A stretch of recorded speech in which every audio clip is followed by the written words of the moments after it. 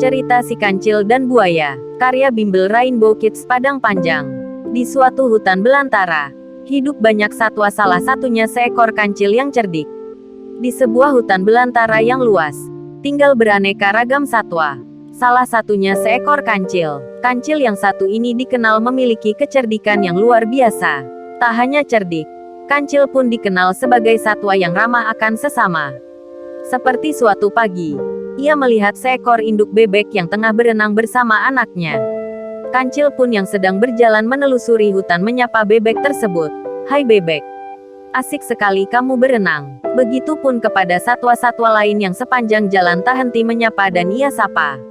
Itulah kancil dengan keramahan yang selalu disegani banyak satwa di hutan itu.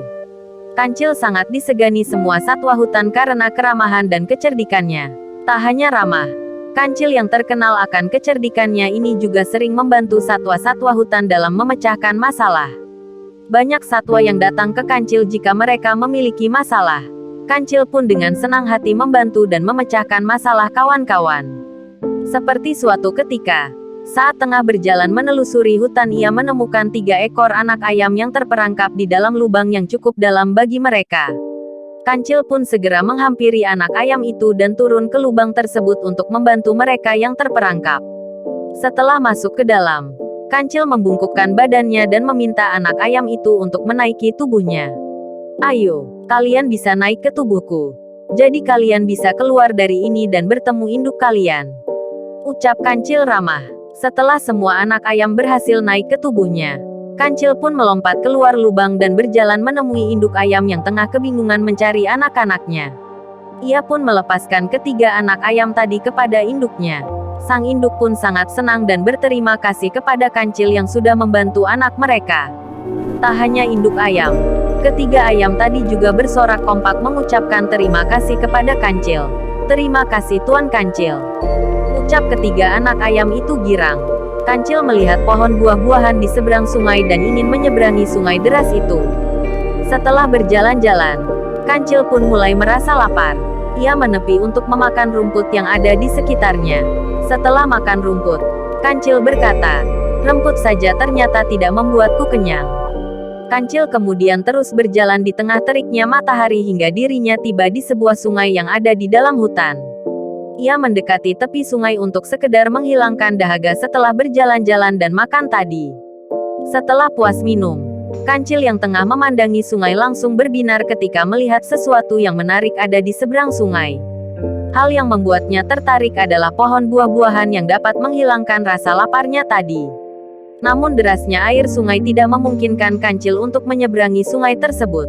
Ia pun mencari cara agar bisa menyeberangi tanpa bahaya. Sampai suatu ide ia dapatkan, yaitu dengan mengelabui buaya-buaya yang ada di sungai itu.